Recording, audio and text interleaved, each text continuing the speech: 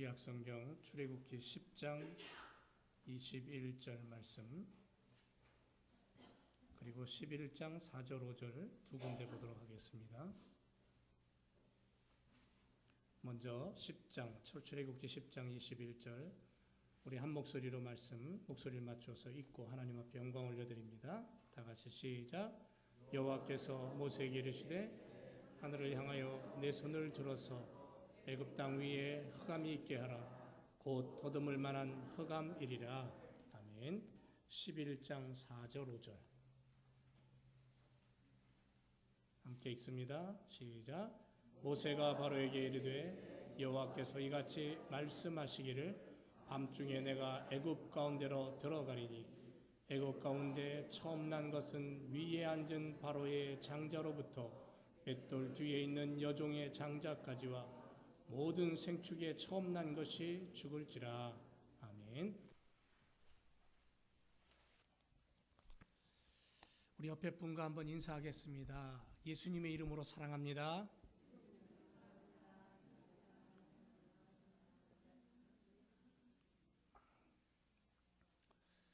구원받으신 줄 믿습니다.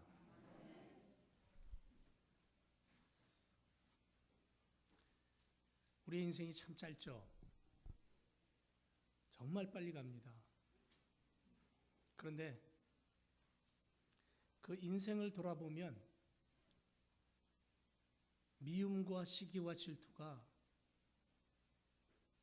너무너무 많은 것을 발견하게 됩니다. 그래서 우리는 오늘도 주님이 필요합니다. 주님을 붙잡고 주님과 함께 살아가기를 다시 한번 간절한 마음으로 부탁을 드립니다. 시리아 전쟁으로 지금 시리아 인구의 반 이상이 피난민으로 살고 있습니다. 뉴스를 보면 정말 어떻게 그렇게 살 수 있을까? 열악한 환경에서 살아가죠. 난민 위기는 시리아에 있는 일만은 결코 아닙니다. 남수단을 비롯해서 중앙아프리카 공화국 이런 등지에서 전쟁으로 한 500만 명 이상의 안식처를 잃고 집을 떠나고 난민이 되어 살아가고 전쟁통에 고아가 되고 부모를 잃고 참 많은 아픔들이 이 지구촌에 지금 벌어지고 있습니다. 하루가 멀다 하고 북한은 미사일을 쏘아 올리고 거기에 맞서는 미국을 보게 되고요. 거기에 질세라 중국, 러시아, 일본, 참 조그마한 땅덩어리는 한국이 정말 이거 어떻게 살아야 될지 한국 분들 최근에 만나보면은 참 불안하다는 얘기를 하는 것을 듣게 됩니다. 그런가 하면 지난 29일 날 휴스턴은 미국 역사상 최고의 4.4인치 132cm래요. 단일 강수량으로는 기록을 갱신을 했습니다. 얼마나 많은 비가 한꺼번에 쏟아지는지 그냥 어떤 때는 한 마을이 그냥 물에 잠겨가지고 지붕만 보이는 그런 상황들을 보게 됩니다. 그런가 하면 휴스턴에 내리던 비가 동쪽으로 145km 떨어져 있는 루이지애나의 포트 알토라는 곳으로 옮겨가지고는 물폭탄을 쏟아 부었잖아요. 24시간 만에 2피트 2인치 66cm가 넘는 비를 쏟아 부었습니다. 그래서 도시 전체가 저수지가 될 정도로 이런 엄청난 이상기온과 재난과 피해들을 우리가 보죠. 이런 일들을 만나면 일단은 마음이 아파요. 그리고 하늘이 두렵습니다. 인간이 두렵습니다. 두려움이 찾아오죠. 트럼프 대통령은 맨눈으로 태양을 보려다가 여차하면 심각한 눈에 문제가 일어날 뻔했는데 특수 제작된 안경을 옆에 보좌관이 건네줌으로 말미암아 검은 안경을 끼고 개기일식을 볼 수 있었다는 뉴스가 났습니다. 태양계의 슈퍼볼이라고 불리는 99년 만에 일어난 개기일식, 2017년 8월 21일 오전 10시부터 10시 15분부터 미 서부 태평양 연안에 있는 오레곤주에서 아주 정확하게 완벽하게 볼 수 있었다고 합니다. 개기일식은 지구와 해와 달이 일직선상에 놓이면서 달이 해를 완벽하게 가리는 현상이죠. 미국 대륙을 관통했던 개기일식, 1918년 6월 8일 날 그 완벽함을 본 이후에 99년 만에 있었던 일이랍니다. 보셨습니까? 저는 못 봤습니다. 여기 있는 분들도 못 보셨군요. 예. 보셨어요? 예, 감사하네요. 저는 공항 안에 있느라고 못 봤습니다. 예, 한국에서 애들이 오느라고. 그래서 현지 언론들은, 미국에 있는 언론들은 그날을 자연의 슈퍼볼이라고 그렇게 불렸답니다. 한낮인데도 어둠이 온 땅을 덮었어요. 갑자기 어둠이 밀려옵니다. 요즘 같으면 이게 어떻게 일어나는가를 알아요. 그래서 오히려 재밌어요. 막 어떤 앵커는 흥분돼가지고 막 울어요, 울어.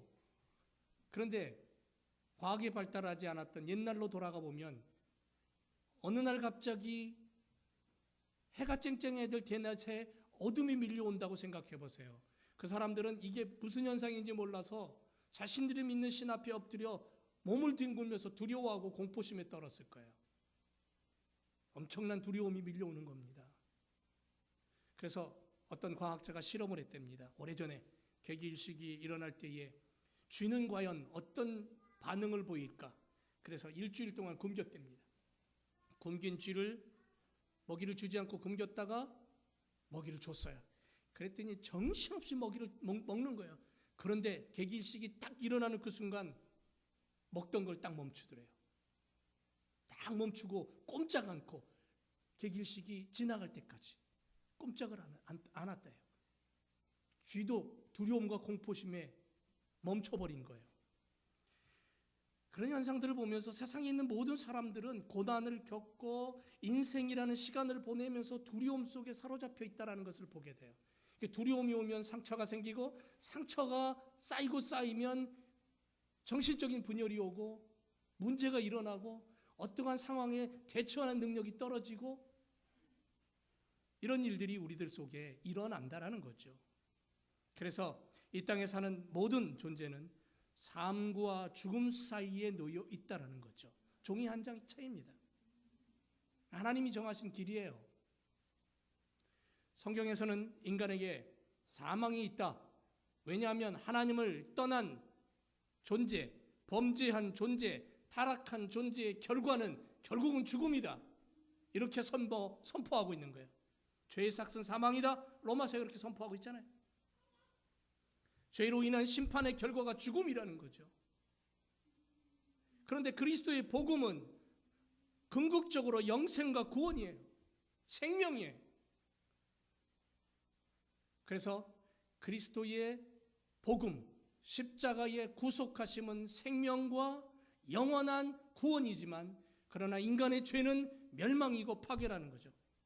그래서 우리는 그리스도를 바라볼 때에 그리스도의 십자가는 두 가지가 있다는 것을 생각해야 돼요. 첫째는 영생과 구원, 또 한쪽은 멸망과 심판이다. 이 두 가지가 있다는 것을 십자가를 놓고 기억하면서 나는 어느 쪽을 향해 가고 있느냐, 내 인생은 어느 쪽을 택해서 붙잡고 살아가느냐, 그것은 내가 결정하는 거예요. 자유의지를 가진 나라는 존재가 결정하는 거예요. 오늘은 재앙의 마지막 부분을 한번 보려고 합니다. 9번째 재앙이 흑암입니다. 피, 개구리로 시작하는 애굽에 내려지는 하나님의 재앙의 손길, 애굽 가운데 나타난 하나님의 강력한 손가락을 계속해서 보고 왔죠. 그리고 이제 9번째 재앙인 흑암의 재앙이 내립니다. 3일 동안 계속되는 어두움, 더듬을 정도의 어두움, 지륵 같은 어두움, 3일 동안. 제가 첫 목회지 내려가는 공주 월갈이 딱 내려갔더니 밤에 가로등이 없어서 얼마나 어두웠는지 지륵같이 어둡다라는 것이 그때 저는 경험을 했어요. 내 코앞도 제대로 안 보여요. 얼마나 어두우면 두려움이 옵니다. 그런 어두움 속에 나 홀로 서 있으면요, 공포심이 밀려오게 되어 있어요. 그런데 3일 동안 지륵 같은 어두움이 애굽 온 천지를 덮어요.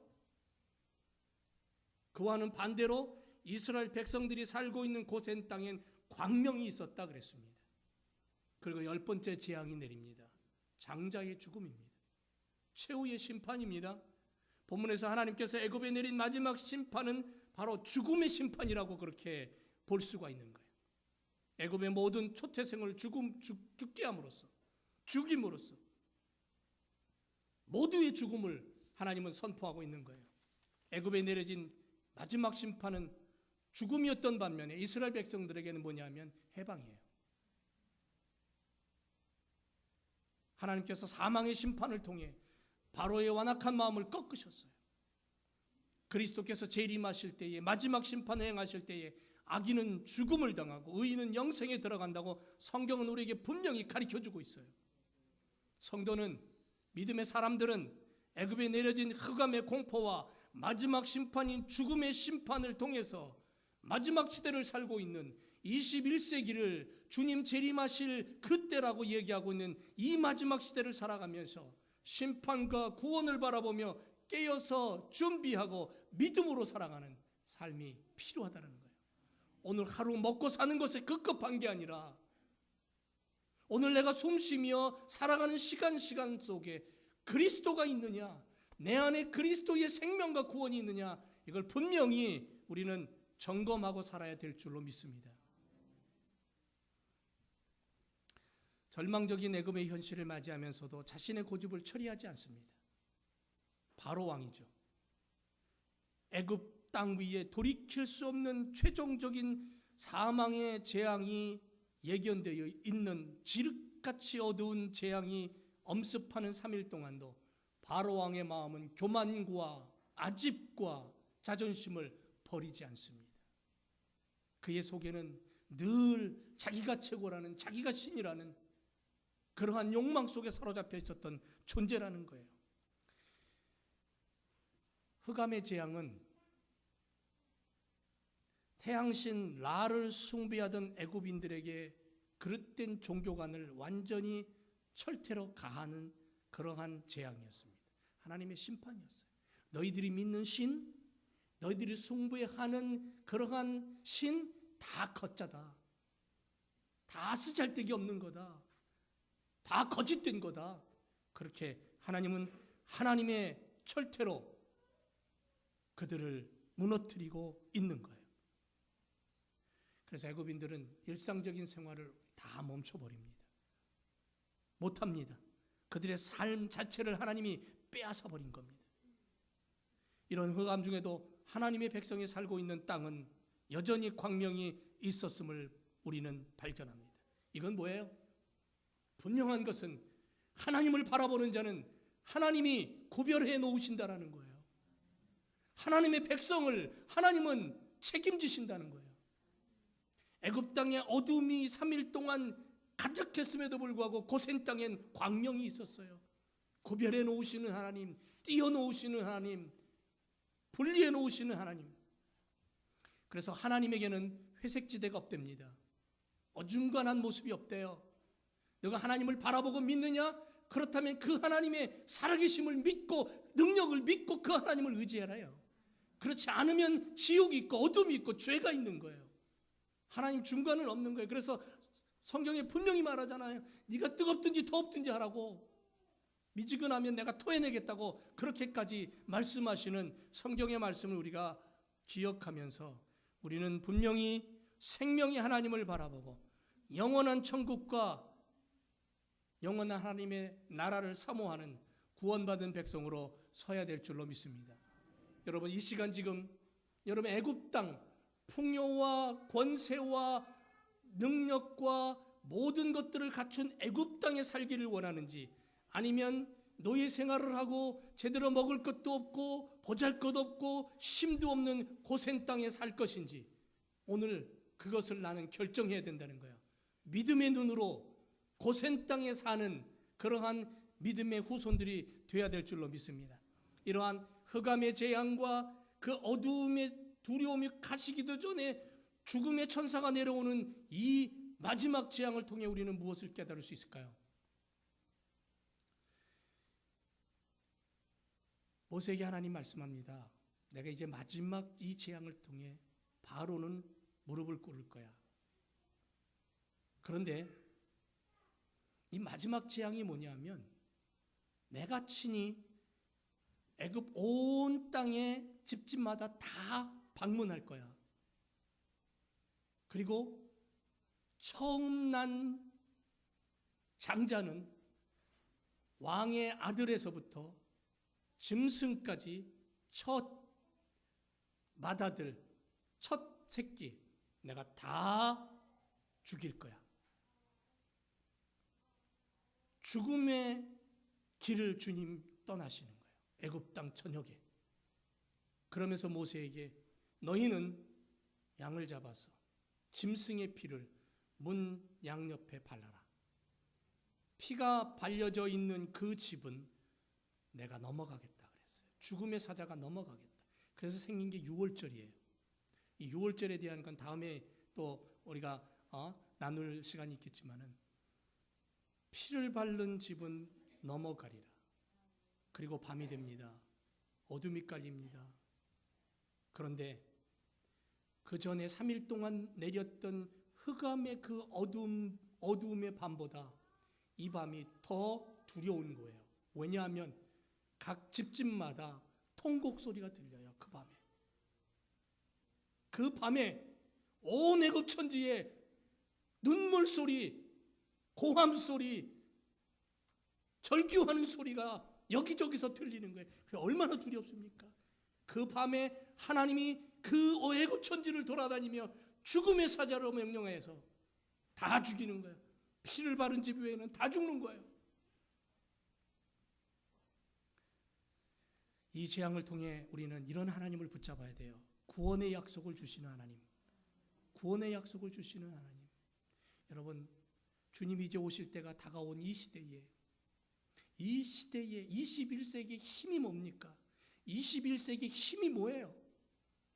돈이 힘이 될 수 있고, 권세가 힘이 될 수 있고, 명예가 힘이 될 수 있고, 내 자존심과 내 욕심이 힘이 되어서 다른 이를 괴롭히고 파괴하고 망가뜨리는 이런 시대에 우리가 살고 있지만 우리는 분명히 믿음의 사람이에요. 믿음의 사람은 하나님의 약속, 구원의 약속을 붙잡고 사는 사람이에요. 그걸 놓치면 안 돼요.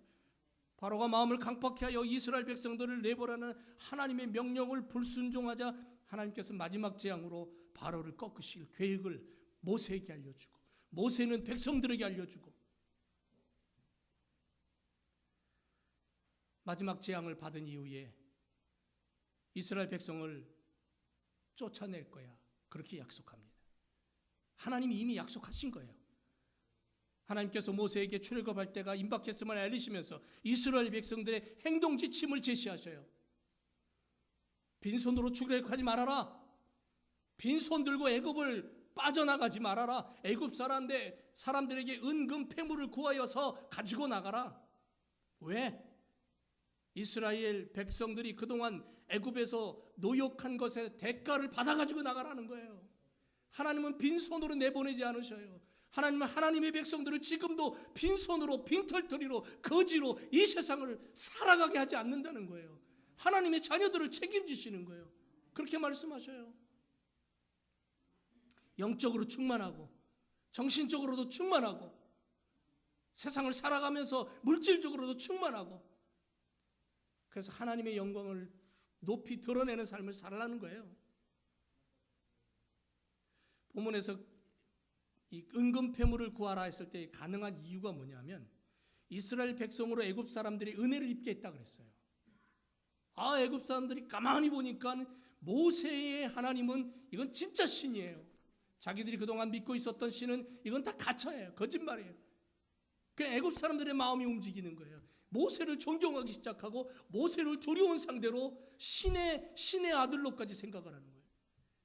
그리고 고센 땅에 살고 있는 애굽 사람들을 향하여서 국률한 마음을 들게 하셨어요. 그래서 모세가 애굽에서 권위가 인정되면서 히브리 민족들의 어깨가 올라간 거예요. 지위가 올라간 거예요. 신분이 상승하는 그러한 변화가 일어나기 시작하는 거예요.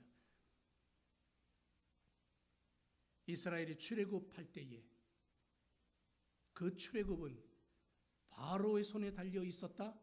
아니요. 정답이 아닙니다. 출애굽은 누구의 손에 달려 있었다? 하나님 손에 달려 있었다. 믿으십니까? 흑암이 온 땅을 덮었어요. 장자가 죽어갑니다. 다 죽습니다. 애굽 천지의 통곡 소리와 눈물바다가 이루어집니다. 마지막 재앙 후에 바로가 이스라엘을 보내고 바로가 항복하게 될 것이다.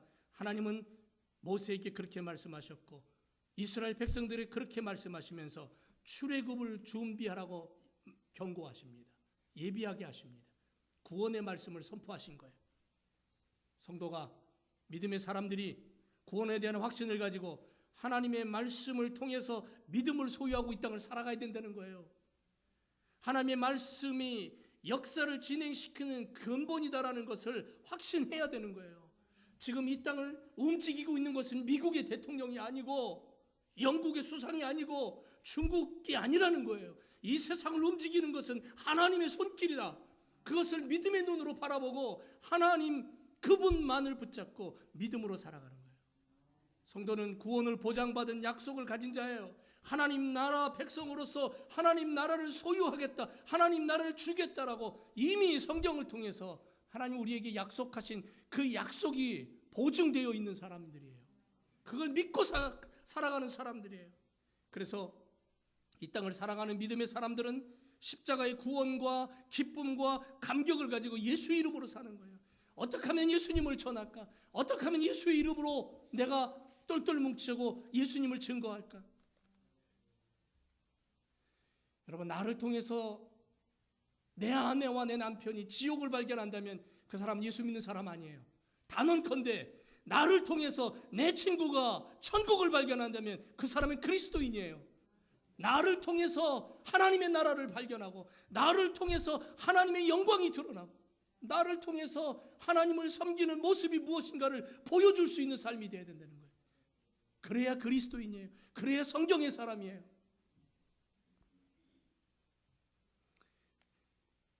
이 마지막 재앙을 통해 하나님은 악인을 죽이시는 심판의 하나님이라는 것을 보여줍니다.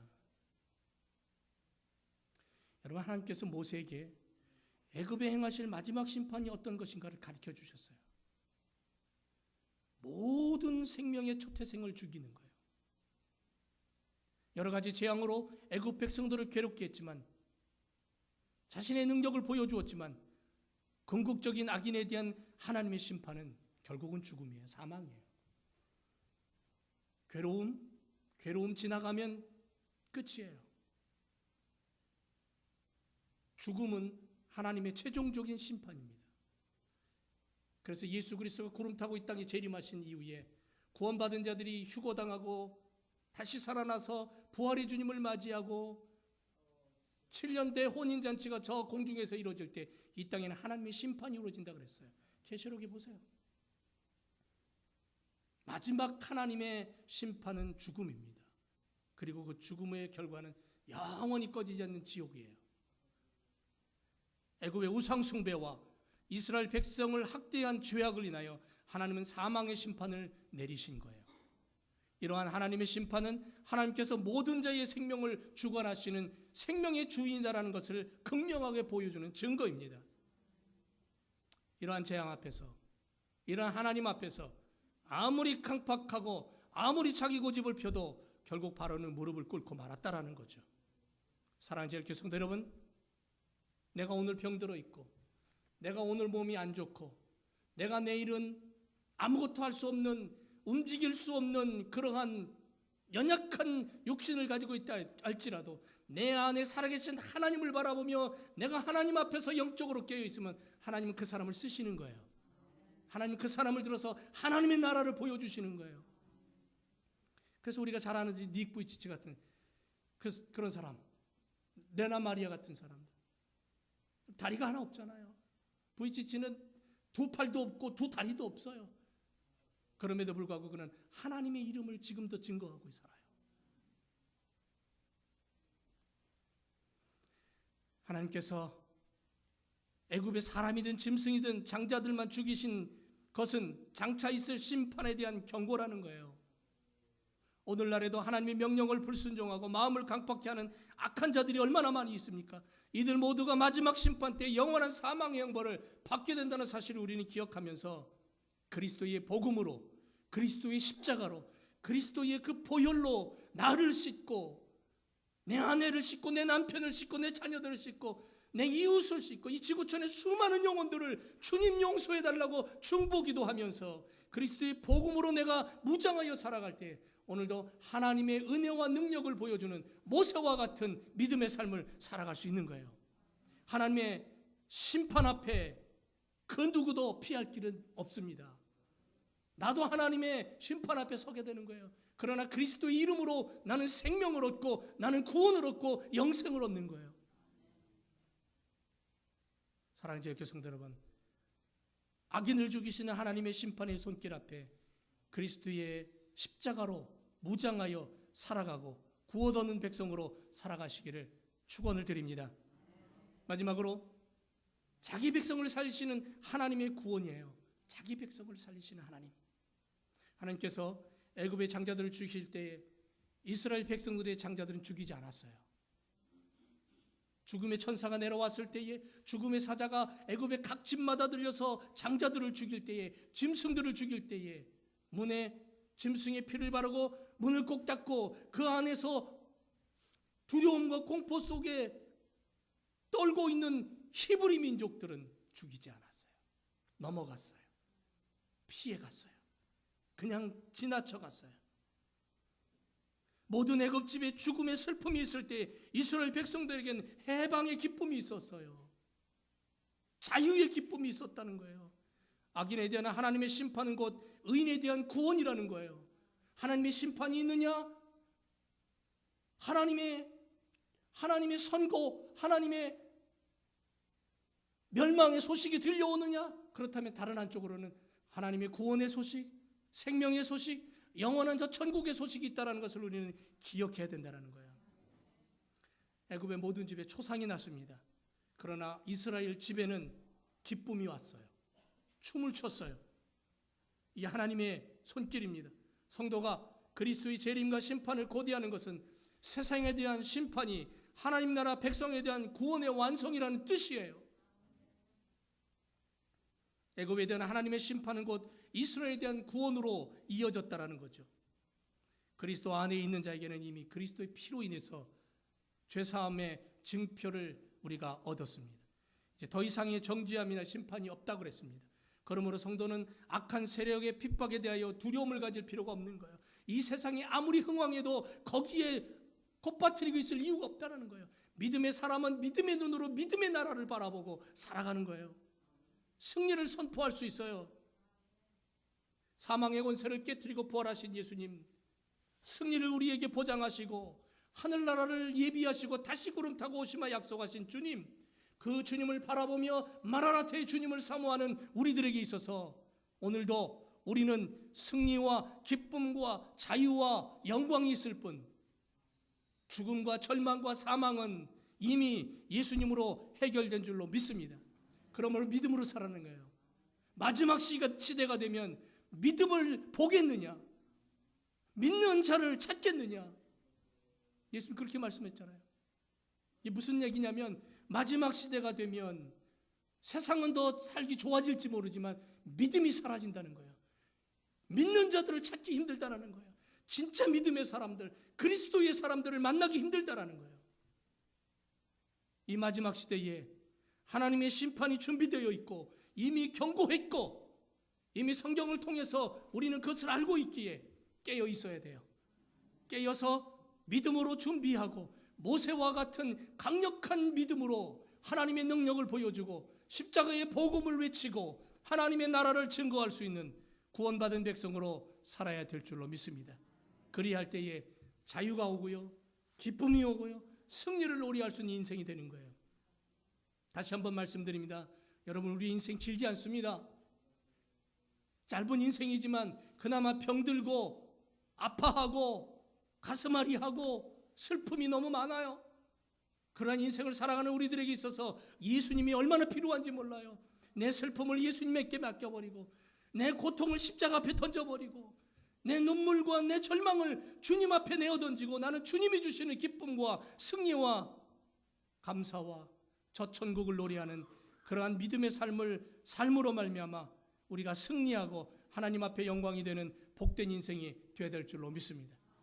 애굽을 탈출하는 기쁨과 승리가 오늘 우리들에게도, 우리 교회에도, 우리 가정에도, 우리 자녀들에게도 충만히 넘치기를 주님의 이름으로 축원을 드립니다.